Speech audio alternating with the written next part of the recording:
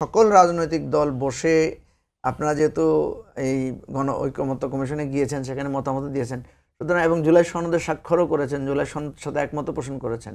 সুতরাং বিএনপি এইটার সাথে এটার পক্ষে কথা বললে অসুবিধা কোথায়? বিএনপি ঘুরিয়ে পেঁচিয়ে দেখবেন এটার কথাগুলো যাচ্ছে ওনারা সংস্কারের বিপক্ষে। এটা বিএনপি নেতাদের ভুল। ওনারা যদিও বড় দল, আমরা ছোট বললে তো একটু ওনারা ইগনোর করেন, পাত্তা দিতে চান না।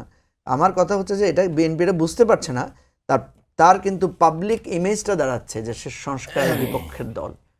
আমি আবারও বলছি, বিএনপিকে ঘায়েল করার কোনো সুযোগ নাই, কারণ বিএনপির অতীত ইতিহাস বলে তারা কিন্তু যখনই ক্ষমতা এসেছে কিছু কিছু চেষ্টা যে করে নাই বিষয়টা তা না। আমাদের নারী শিক্ষা সহ বিভিন্ন জায়গায় তাদের অবদান আছে। আবার এটাও সত্য যে বিএনপির বিরুদ্ধে দুর্নীতির ভয়াবহ অভিযোগ আছে।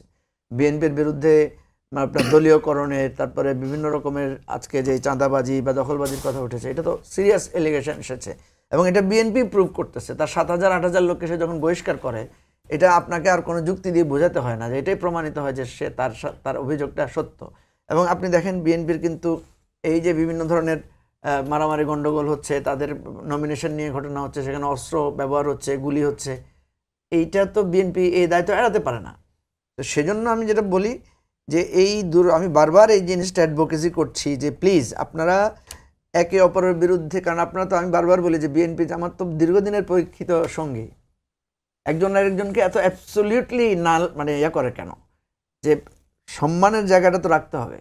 কারণ আমি তো দেখছি যে আমি যদি বিএনপির সমালোচনা করি, আমি দেখি যে বিএনপি সংস্কার চায়, কিন্তু বিএনপি সংস্কারের জায়গাটাতে ডিলে করছে, বিএনপি একটা ডিলের প্রসেসে গিয়েছে, এটাতে আমি বিএনপি সমালোচনা করব। কিন্তু বিএনপিকে আমি একেবারে সংস্কার চায় না, মানে ফ্যাসিবাদী চরিত্রে আসতে চায়, এ ধরনের কথা বললে যেটা হয় যে এটা নিজেদের গায়ে পড়ে। কারণ আমরা তো জামাত তো বিএনপির সাথে একসাথে আন্দোলন করেছে।